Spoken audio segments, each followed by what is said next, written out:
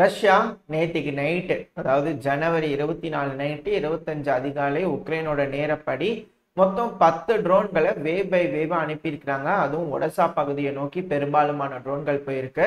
இந்த ட்ரோன் தாக்குதல்கள்னால இந்த ஒடசால சில பகுதிகள் டேமேஜ் ஆயிடுச்சு அப்படிங்கிறதோட சொல்லப்பட்டு வருது. அதுவும் குறிப்பா ஒரு ஃபேக்டரி, அதுவும் ஃபர்னிச்சர் ஃபேக்டரி கிட்ட டேமேஜ் ஆயிருக்கு அப்படிங்கிறதோட சொல்றாங்க. அப்புறம் உதிரி பாகங்கள்லாம் இருக்கும் இல்லையா, ஏன்னா ட்ரோன்கள் வந்திருக்கு, தடுக்க முயற்சி பண்ணியிருக்கிறாங்க. அந்த ட்ரோன்கள் தடுக்கும் போது உதவி வாங்கல் அங்கே எங்கேயும் விழுந்து ஹைரஸ் பில்டிங் மேல பட்டு தீ விபத்து ஏற்பட்டிருக்கு அப்படிங்கிறதோட சொல்லிக்கிறாங்க. இதனால சிவிலியன்ஸ்க்குலாம் டேமேஜ் இருக்கு, பாதிப்படைஞ்சிருக்காங்க.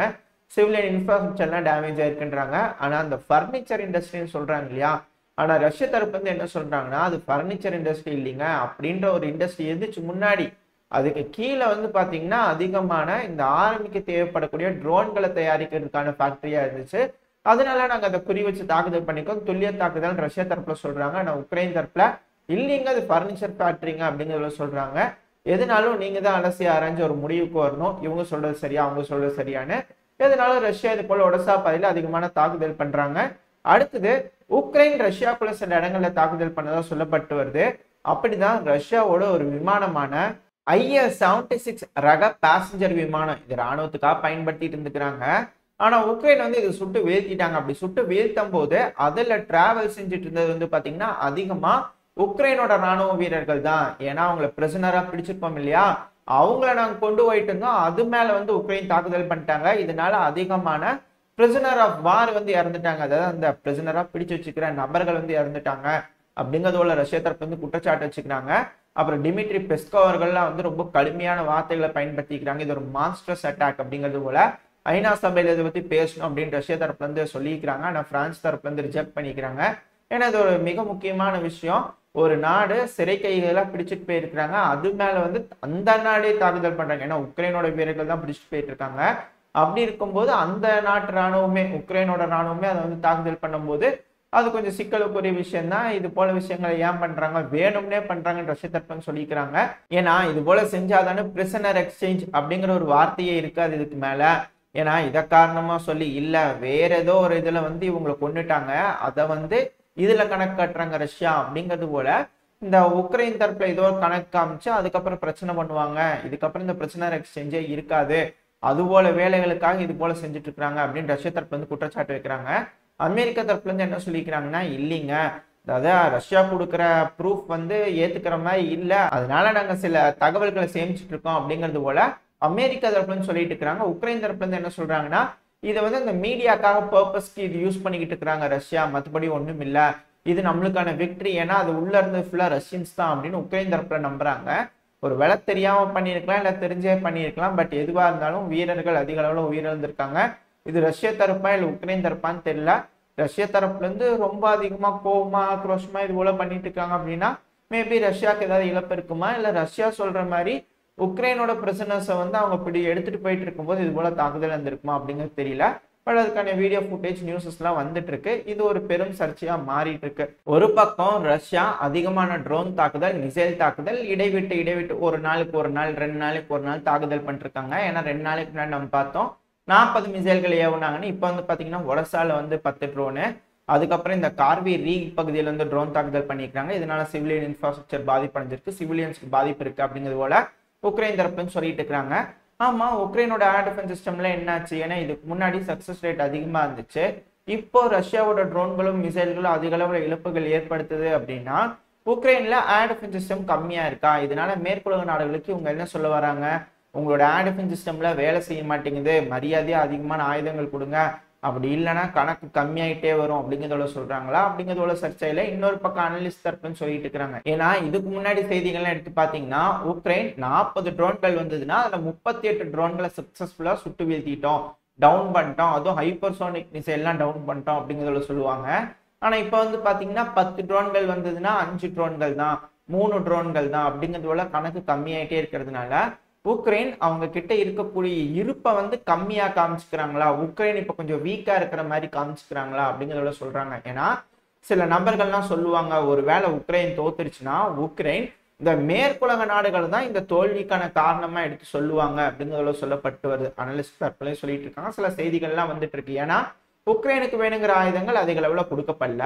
ஏன்னா இப்பதான் பிரான்ஸ் தரப்புல இருக்கக்கூடிய ஹவிஜர்ஸ்ல கொஞ்சம் கொஞ்சமா உள்ள வந்துட்டு இருக்குது உக்ரைனுக்கு.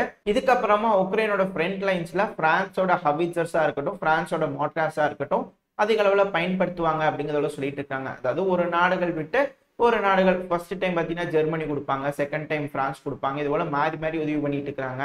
அப்படிதான் பிரிட்டன் வந்து இப்ப என்ன சொல்லிக்கிறாங்கன்னா ஒரு சஜஷன் கொடுத்துக்கிறாங்க ஜெர்மனிக்கு. சரி ஜெர்மனி இப்போதைக்கு நீ கொடுக்குற மாதிரி தெரியல உன் டாரஸ் மிசைல, நாங்க என்ன பண்றோம், எங்க கிட்ட இருக்கிற ஸ்ட்ராங் ஷேடோ மிசைல அதிகமா நாங்க உக்ரைனுக்கு கொடுத்துட்றோம், நீங்க என்ன பண்ணுங்க உங்ககிட்ட இருக்கிற டாரஸ் மிசைல அதுக்கு பதிலாக எங்களுக்கு கொடுத்துட்றீங்களா, இந்த டீல் எப்படி இருக்குது அப்படிங்கிறது போல யூகே தரப்பு வந்து வச்சுதான், அதாவது பிரிட்டன் தரப்பு வந்து வச்சுதான் சொல்லிக்கிறாங்க. இதுக்கு முன்னாடி சில வார்த்தை ஆட் பண்ணிட்டே இருக்கிறாங்க கிரேட்னு. அப்படி என்னத்தை இந்த பிரிட்டன் கிரேட்டா பண்ணிட்டாங்க அப்படிங்கிறது தெரியல. திரும்பவும் அந்த இரண்டாம் உலக போர் டைம்ல என்ன பேர் இருந்ததோ அந்த பேருக்கு மாற்றம் அடைஞ்சிட்டு வந்துட்டு இருக்கா. ஏன்னா நம்ம பாரதம் மாத்திட்டு இருக்கிறோம், அவங்க வந்து டாஸ் பிரிட்டன் அப்படிங்கிறது போல மாத்திட்டு இருக்கிறாங்க. நம்மளால அப்படி சொல்ல முடியாது இல்லையா, அவங்க வேணா அவங்க சொல்லிக்கலாம், பட் நம்ம எதுக்கு அப்படி சொல்லணும், அதனால பிரிட்டன் வச்சுக்குவோம்.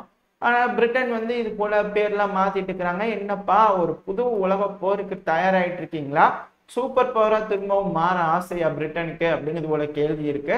ஆனா அமெரிக்கா தரப்புல இருந்தே நக்கலா பேசிட்டு இருக்காங்க, 2 நாளைக்கு தேவைப்படக்கூடிய செல்கள் கூட உங்ககிட்ட இல்லை, நீங்களா பேசுறீங்களா அப்படிங்கிறது போல அமெரிக்கா தரப்புல இருந்து கலாச்சி விட்டுட்டு இருக்கிறாங்க. பட் எந்த அளவுக்கு பிரிட்டன் வந்து சூப்பர் பவர் ஆகணுன்ற கனவு கை கொடுக்கும் அப்படிங்கிறது தெரியல. பட் பார்ப்போம், ஒரு புது வேர்ல்டு ஆர்டர் அமைஞ்சிருச்சுன்னா பிரிட்டனுங்கிறது ஒரு தேர்ட் வேர்ல்டு கண்ட்ரியா கூட இருக்காது அப்படிங்கிறதோட சொல்லிட்டு இருக்காங்க சில அனலிஸ்ட்லாம். சரி இதெல்லாம் ஒரு சைடு இருக்கட்டும். இப்போ இந்த ஜெர்மனி இந்த டீலுக்கு ஒத்துக்குவாங்களா, அப்படி ஒத்துக்கிட்டாங்கன்னா இந்த பகுதியில் வந்து பாத்தீங்கன்னா உக்ரைனுக்கு தேவைப்படக்கூடிய ஸ்ட்ராங் ஷேடோ மிசைல் அதிகமா போகுமா, ஜெர்மனி அவங்களோட டாரஸ் மிசைலை வந்து பிரிட்டனுக்கு கொடுத்துருவாங்களா அப்படின்ற கேள்வி வருது.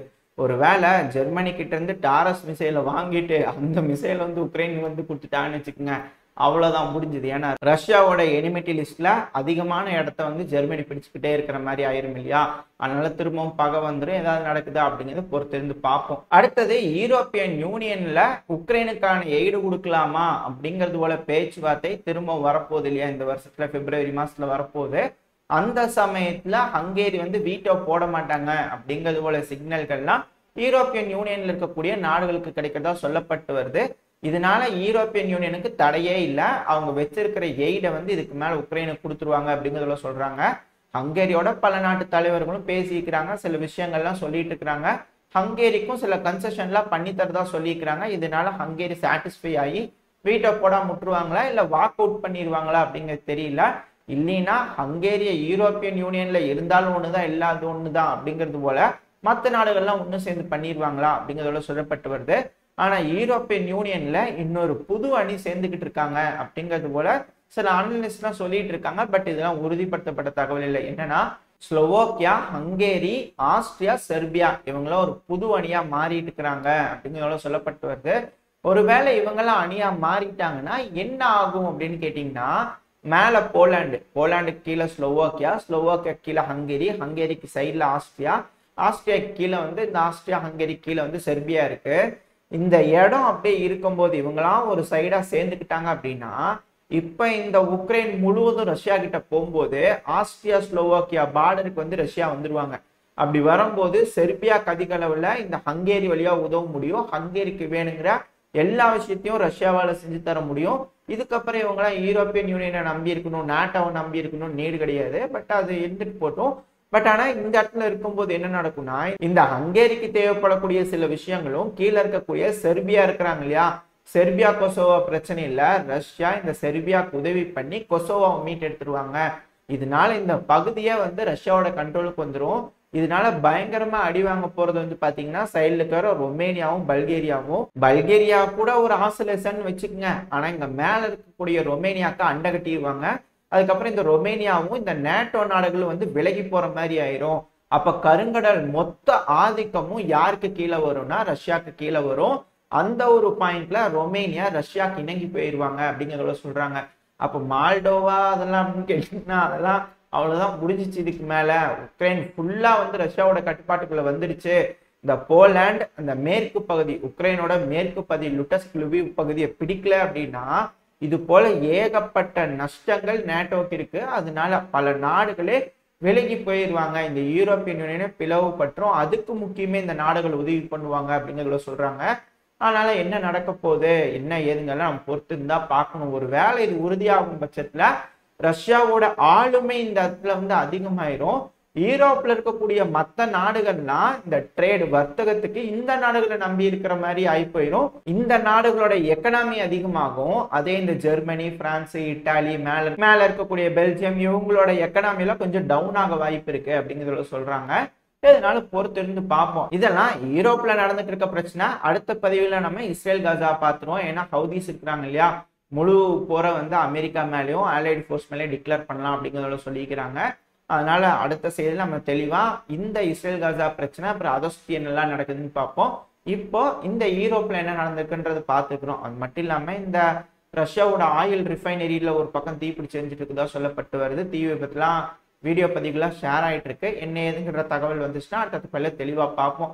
இதோட இந்த பதிவு நம்ம முடிச்சுப்போம். இந்த பதிவு எப்படி இருந்துச்சு, உங்களுக்கு பிடிச்சிருக்கா, பிடிச்சுன்னா லைக் பண்ணிட்டு உங்க ஃப்ரெண்ட்ஸ் அண்ட் ஃபேமிலியோட ஷேர் பண்ணிக்கோங்க. அது கூடவே மறக்காம இந்த பதிவு எப்படி இருந்துச்சு அப்படின்னு உங்களோட கருத்துக்களை கமெண்ட் செக்ஷன்ல சொல்லிடுங்க. கூடவே நம்ம சேனலை மறக்காம சப்ஸ்கிரைப் பண்ணிக்கோங்க. இந்த பதிவு நல்லா இருந்திருக்குன்ற நம்பிக்கையில் அடுத்த பதிவில் உங்களை சந்திக்கிறேன். அது வரைக்கும் ஸ்டே சேஃப். By by.